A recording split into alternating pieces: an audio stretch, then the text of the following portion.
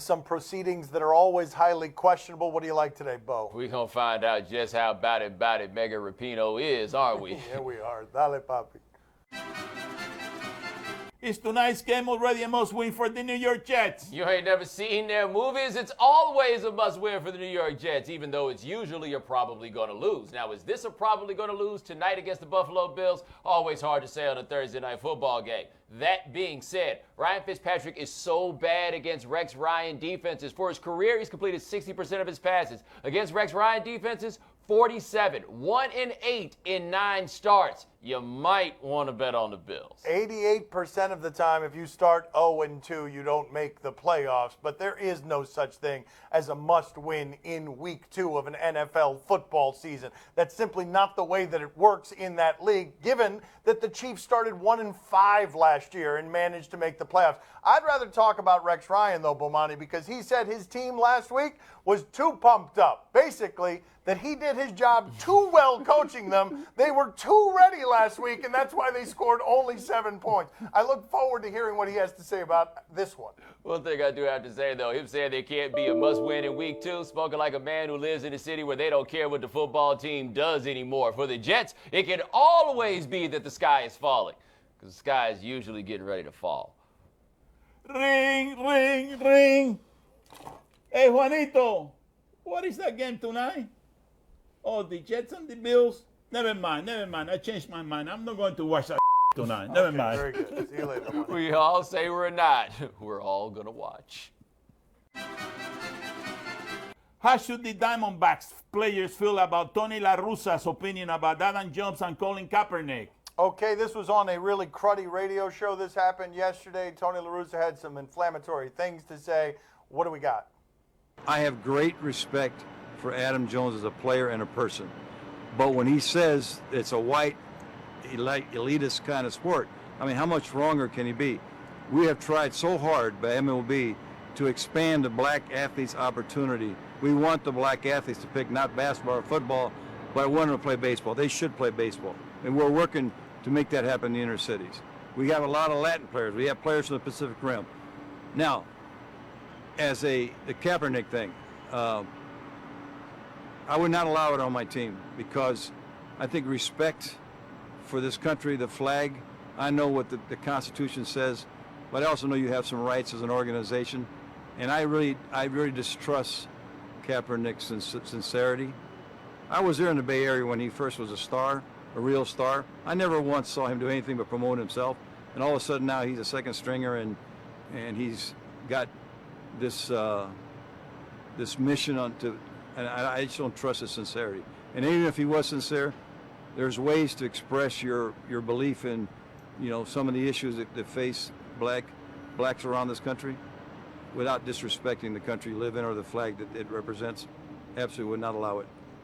That's the attitude that Adam Jones was afraid of, articulated perfectly by a white man in power in that game. Ricky Weeks is the only black guy in the Diamondbacks clubhouse, and he'd be very alone if he tried to take a stance against something like that. The part I found most objectionable about that, Bomani, is questioning the sincerity of Colin Kaepernick's movement. I'm not sure how it is or why it is Tony LaRussa would be someone qualified to do something like that as someone who was watching him in the Bay Area. But an age-old trick is the question of sincerity of the messenger. We've seen this happen over and over and over again. The thing, though, you have to look at with Tony LaRussa, this isn't any surprise if you paid any attention. You remember that time he took Albert Pujols with him to the Glenn Beck rally. There have been accusations about him and the way he's dealt with his players for years. There's one black dude on the Diamondbacks right now. You go back and look at the last 6 rosters that he had with the Cardinals, and the black guys are few and far between, like 1 per year, if 1 per year in some cases. Where baseball has to start looking around, where other people have to, is when you start hearing these kinds of viewpoints, how does that connect with how you actually do your job if you're a guy running a baseball team? This isn't just like Goose Gossage with a random opinion. This is somebody who's got juice.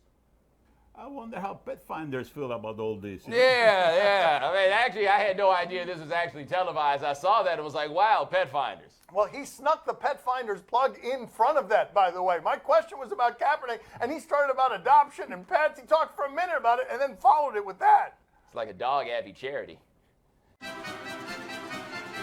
Does Victor Cruz have a point with his criticism of Josh Norman? Well, he's got a point in that Josh Norman wasn't covering their best receiver, Antonio Brown, in the last game. Although I don't think that that's not Josh Norman's fault. That would be Jay Gruden's fault. But he's also got a bias in this particular fight, and I don't think that he would be honest about much of anything, given what's escalated between Odell Beckham and Josh Norman. Victor Cruz saying Josh Norman should cover the best receiver if he's going to be paid that way all the time. He's doing that in defense, obviously, of Odell Beckham. Yeah, but here's the tricky thing about this game that's coming up, because I don't think he's necessarily being fair, because Norman was doing what the bosses told him to do, right? But even if the bosses tell him stay on this side, there is no way you could be Josh Norman and say everything that he's had to say and be matched up with Victor Cruz all game. You can't let that happen. I don't care what it is. He's got to be matched up with Odell Beckham, because if he's not, right or wrong, we are going to kill him for it, and that's a check his mouth wrote. Well, I like the Giants this year. Victor is back, buddy. Victor is back. You know, I'm telling you, that's going to be the safety valve for Eli. Oh, this salsa move, I'm telling you. I just realized something. Victor Cruz doesn't want Josh Norman covering him. Victor Cruz is sitting here pressuring Josh Norman to go cover Odell Beckham because he wants to be open. He wants to cover that. He wants that other guy on it. He is on a gimpy wheel, to be fair. You want to ease back in. Should Central Michigan listen to the Oklahoma State student newspaper and surrender their win? I mean, on one level, you got to appreciate the student newspaper for asking for something that they know damn well is never going to happen. Now, you may have seen this weekend. Oklahoma State's up 3. Intentional grounding was called on this play, right? And so with intentional grounding, that should have meant the game was over because of a loss of down. But instead, they turned the possession over for an untimed down. And this happened. I mean, it helps that it was a cool play, right? Bye-ya, gotcha. Gotcha. It's crazy bad luck. Gotcha. It barely made it, by the way. The Big 12 has acknowledged that they got this wrong. The game should have been over on that last play. And if it's Central Michigan, it's not our job to determine who the winners and losers are. It's just our job to play. If Colorado didn't have to give that game back with the 5th down when they won a national championship off of it, Central Michigan sure as hell ain't giving that back. Everything he said is so. I just want to go back to the video real quick at the very end of that. Can you guys play the very end of that right here, right here? Why would I give this back? I'm never giving this back. You're going to have to chase me down. I'm never giving that back. Ah, somebody has Central Michigan in the money line. That's that guy here. That guy. That guy. That guy. Coming up next on my son's TV show, we talk to Abby Wambach. Did a teammate think you had actually overdosed, got a text and misinterpreted it, thought that you had overdosed? So they got a text late at night about my DUI, and the first thought that Sydney had when she got that text was that I OD'd. My son's TV show is brought to you by Windows 10. Windows 10. Upgrade today and do great things.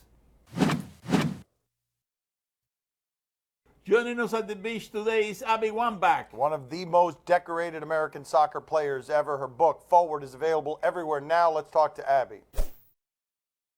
So there was some discomfort for you in the idea of writing the book that was going to continue the hero worship counterfeit feeling, right? Like that was the book that you were going to write, the American Hero book. Yeah, exactly. Well, because that's what you're supposed to do, right? Like I retire and I'm going to write this book about my my journey and my career and my legacy. Like I hate that word. But the truth is yeah, like writing it probably added to the anxiety that and the anxieties that I was experiencing about being that fraud. And then you know, the DUI happens and I was like, okay, like I have to read the signs here, because if I don't, I'm gonna, you know, go right back into drinking and prescription drug abusing. And so I wanted to write this story to help people and to hold myself accountable. How much worse did that get? Because I don't think people understand how hard it is to lose your identity at a young age, or what has always been your identity. Like how much did the addiction get worse with the silence of retirement? Yeah, that's the thing that people couldn't and still maybe can't understand, is like when you get into a retirement phase and you actually literally lose a sense of yourself because you're retiring.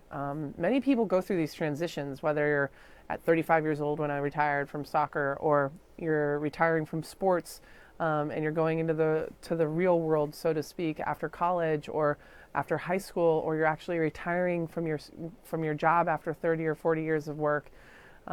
People go through these transitions, and that's the other thing that this book is about, that I want to be able to make sure that people know that you're not alone. And transitions are hard and they're scary. And you don't need to get a DUI to wake up, and you don't need to get a DUI to actually change your life for the better. Well, you said that you had felt ashamed about sharing these things. Did the people around you just not notice, or were you actively concealing this from them? Well, I think people around me did notice. My close friends that I let in on some of the secret that I was keeping, they were really worried. So I think the publication of this book, I think it gives them a big sigh of relief, because number one, I didn't do anything that that I couldn't take back, and now I'm speaking out about it. So they don't have to harbor and hold this secret that I've kind of forced upon them. And my friends and family who didn't really know the depths of it, they're struggling a little bit, because they didn't realize how much pain I was in, that how scared I was about the next phase. And, all the while, everybody's just telling me, oh, whatever you do next, you're going to be great. And it's like, that doesn't make me feel any better. That actually makes me feel worse.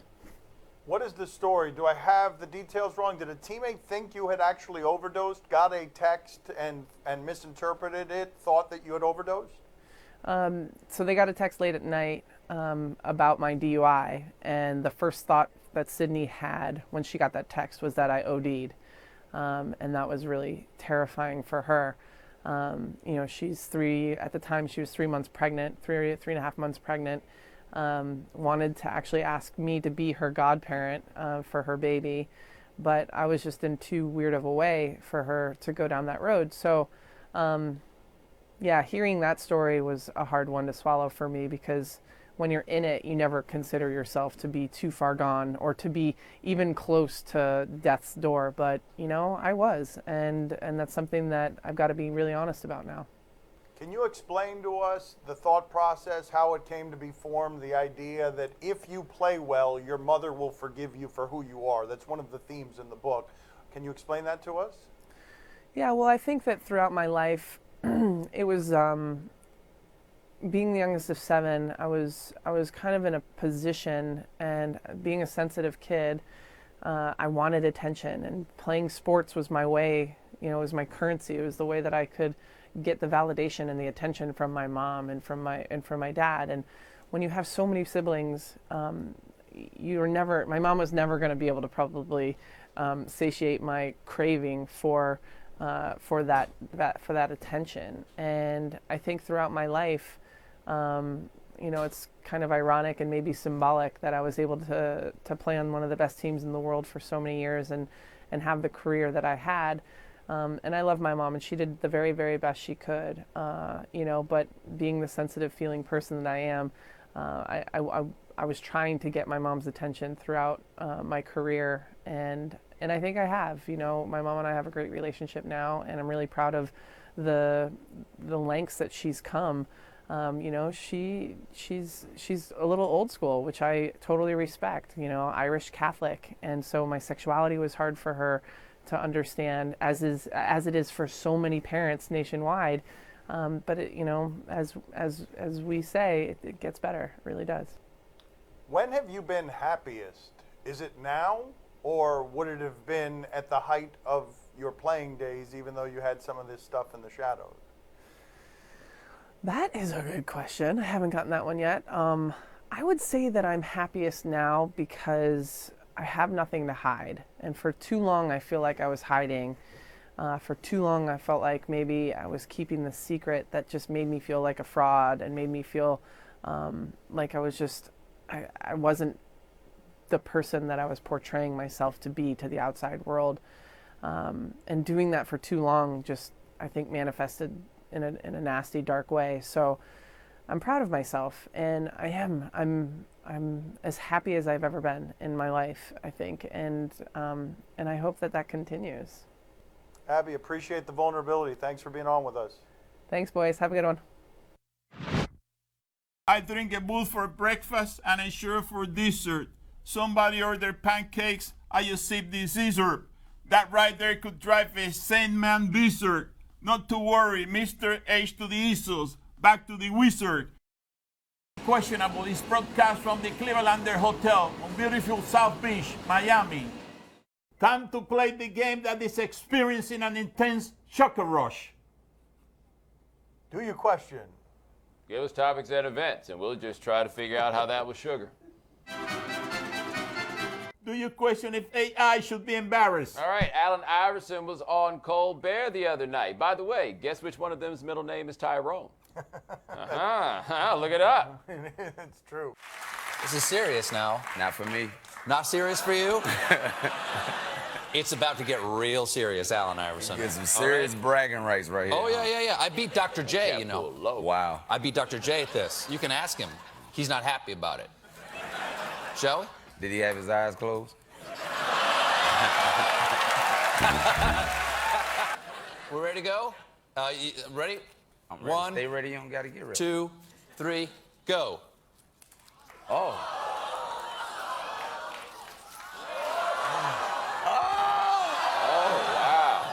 That's a blowout, Bomani. I mean, it's not like this is the first time Iverson started the game off 0 for 5.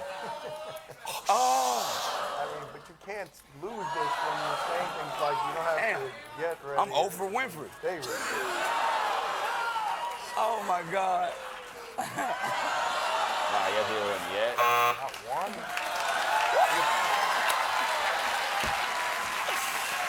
Oh, the awkward dap hug. The most awkward. And then it turned into something else. That's the part he should be embarrassed about, the hug afterward. How much would you be willing to bet that Allen Iverson has any idea who that Colbert guy is? That'd be interesting to ask him. I would love that on a lie detector. Do you think that was an awkward hug? Yeah. This is an awkward hug. Yeah, I mean, yes. It is also. I thought he was. This is even better. Oh, See, look at all that that's not comfort. awkward at all. Wait, why is that so much better over there? Feels so natural, doesn't it? Wait, that's weird. Time to play the game that is hiding a mountain of credit card debts from his family. See? Or no? Tell us what's on television tonight. We'll tell you if we're intrigued or not. He's running it up all on burritos. On ESPN, number 6, Houston at Cincinnati. Oh, Houston is fun, Bomani. I don't know how good Houston actually is because they beat Oklahoma, and I haven't known how good Oklahoma actually is for the last 15 years or so. But here's one of the catches made against Oklahoma. Is this that number 88 who plays for Houston? Oh, no, that was number 15 on the sideline. You see this here? That's pretty good. Houston's fun, Bo. Generally speaking, as a town, it's pretty good. How about the football team, though? Are you intrigued? I am intrigued. By the way, Tom Herman gets all that credit for having Paul Wall make him that grill, but you ain't a real one unless you wear it during the game. Show me something. Let's go. That would be great. Wear it during the game. Absolutely. Poppy, are you intrigued? Oh, see, I'm very intrigued. I need to watch. You know, I got to brush up. I have a Heisman vote, you know? I got to be right there. How do you still have that vote? I have one, too. How do I still not have a Heisman vote and they let these two guys? Excellent question. Yeah. Like, how do they give you one to split between the two of them? Yes. I think that would be appropriate. Levitard family. 2 votes. You got to have the contacts, Bo. You don't even have the contacts. You just got to vote. On TBS, Conan. Draymond Green was on there. He was talking about recruiting Kevin Durant. Let's listen. I recruited KD really hard, and you know, it was like the equivalent of a college coach trying to get a top 5 recruit. I called him although I would have broke every NCAA rule there was. So I called him a million times. You just kept calling him and calling him and calling him. I texted him 1,000,001 times. Yeah. And I tried to show up wherever he was every chance I got. And That sounds creepy. when I found out he was coming, I came back to my senses and I said, I wonder, do he respect me as a man now? The way I just blew his phone up, he had to have a girlfriend who got on his nerves worse than that before. So Yeah. it was, I questioned myself. Well, Monty, are you intrigued? I question you, too. I question him for not telling you to cut that Johnny-on-the-spot nonsense out. And above all else, I question those capri pants. Did you see that? What in the world is going on? Poppy, are you intrigued? Oh, see, I'm very intrigued. Listen, Draymond Green, he sent out a lot of interesting pictures on his cell phone. Maybe he sent one of them to Kevin Durant. You never know. You know, that was the clincher right there. That wouldn't have clinched. No. I don't know that dude. Okay, very well put. That's all the time we have for today. Thank you for watching. We will talk to you again tomorrow. Thanks for watching. Gracias. See you mañana. You know, I learned the hard way that you got to be very careful who you send those nude selfies to, you know? To your mom.